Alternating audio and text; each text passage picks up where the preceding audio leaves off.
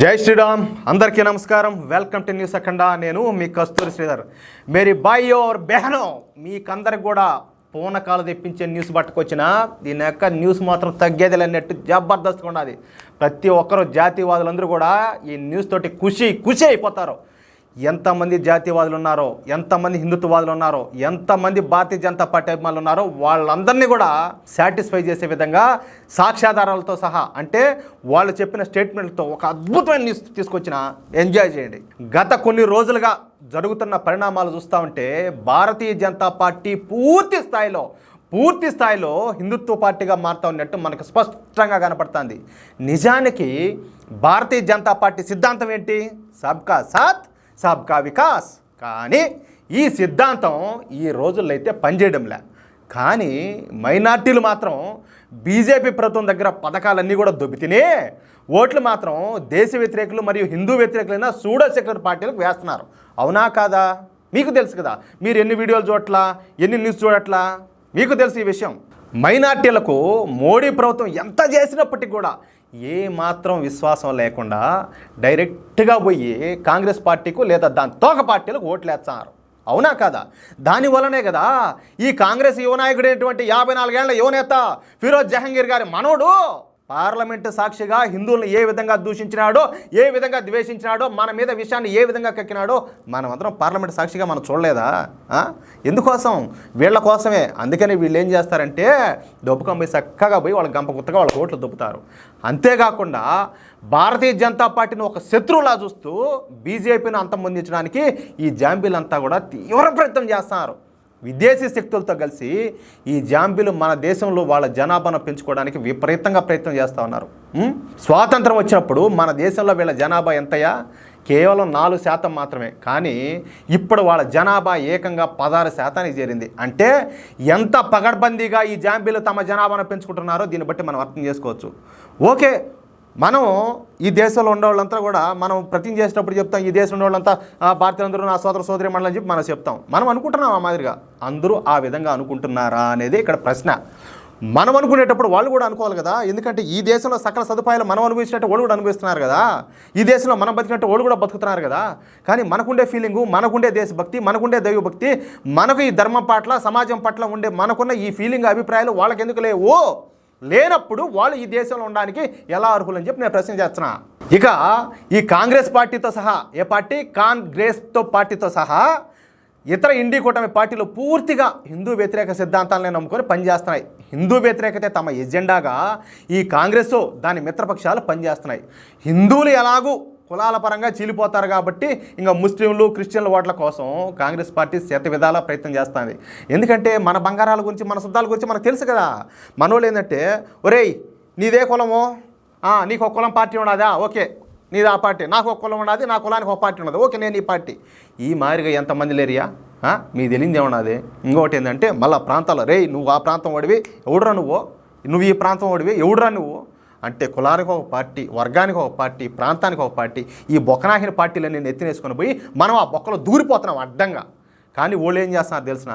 కలిసి మెలిసి ఐకమత్యంగా వాళ్ళ ఆలోచనలు ఇంప్లిమెంట్ చేసుకునేదానికి, వాళ్ళ ప్లానింగ్ ప్రకారం వాళ్ళ జనాభా పెంచుకునేదానికి, ఈ దేశాన్ని వాళ్ళ చెప్పు చేతలకు తెచ్చుకునేదానికి ఒక పక్కా ప్లాన్గా వాళ్ళు ముందుకెళ్తారు.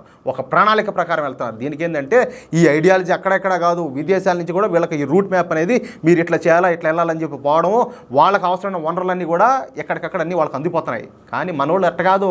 మనోళ్ళు ఎంతసేపటికి తిన్నామా, పోయినామా, ఎంతసేపటికి డబ్బు డబ్బు డబ్బు డబ్బు మన స్వార్థం చెప్పి ఆ స్వార్థంలో మునిగిపోతారు.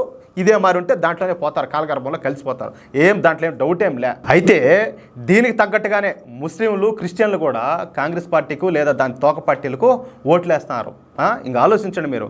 దీని ఫలితంగానే మొన్న జరిగినటువంటి పార్లమెంట్ ఎన్నికల్లో బీజేపీ కేవలం 240 స్థానాల దగ్గరే ఆగిపోయింది. అంటే బీజేపీ ఎన్ని చేసిందో మనకు కూడా బాగా తెలుసు.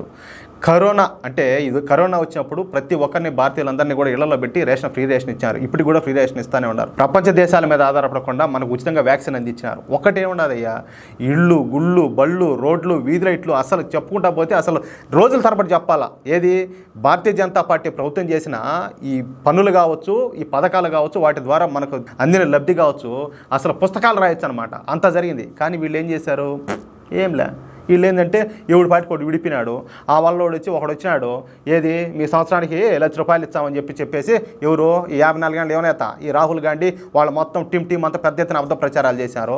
ఓయమ్మ వెనక మనకి 8,000 చిల్లర వచ్చాదంటారు స్వామి అని చెప్పి దెబ్బపై వాళ్ళు ఓట్లు దొబ్బినారు. అంటే ఇంతకు ముందంతా తినింది కక్కింది ఇదంతా మర్చిపోయినారు విశ్వాసాలని కుక్కలో.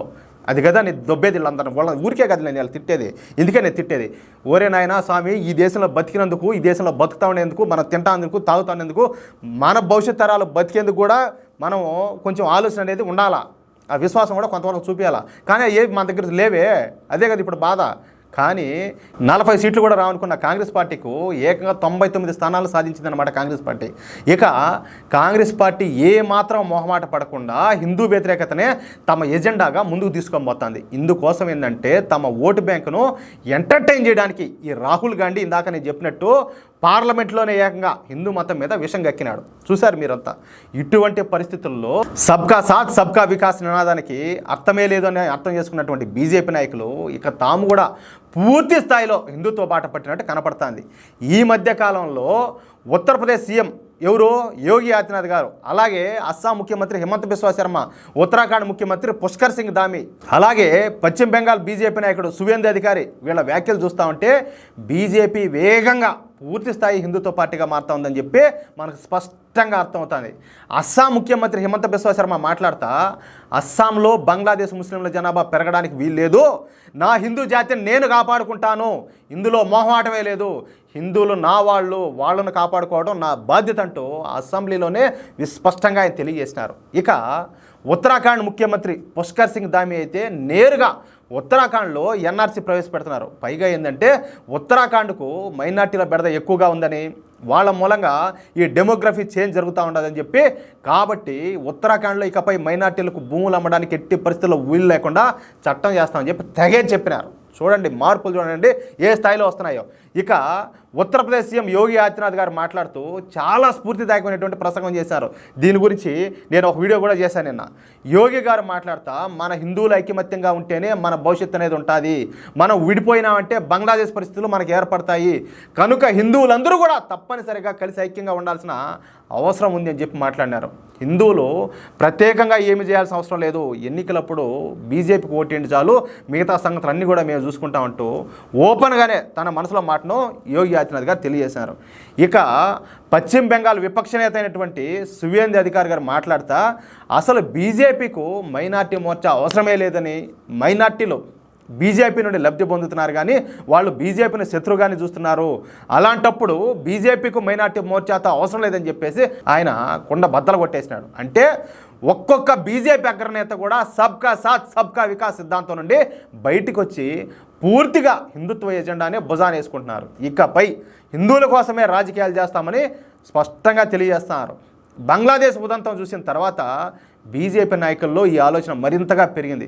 మన హిందూ జాతిని మనమే కాపాడుకోవాలనే ఆలోచన పూర్తి స్థాయిలో రావడం ఇక్కడ విశేషం.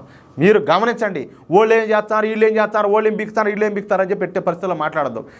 దీన్ని బట్టి మీకు అర్థమై ఉండొచ్చు ఈ పార్టీకే భారతీయ జనతా పార్టీ ఆలోచనలు మారుతున్నాయి, ఇంకా మారాలా. పూర్తి స్థాయిలో భారతీయ జనతా పార్టీని ఒక హిందుత్వ పార్టీగా చూడాలనుకుందాం. ఆ రోజు దగ్గరలోనే ఉండాలనుకుందాం. ఈ వీడియోపై మీ యొక్క అమూల్యమైన అభిప్రాయాలను దయచేసి ప్రతి ఒక్కరు కూడా ఖచ్చితంగా కామెంట్ రూపంలో తెలియజేయాలని చెప్పి కోరుకుంటూ, అలాగే ఈ వీడియో నచ్చితే దయచేసి లైక్ చేయడంతో పాటు ఈ వీడియోని మీకు ఎంతమందికి వెళితే అంతమందికి షేర్ చేయండి.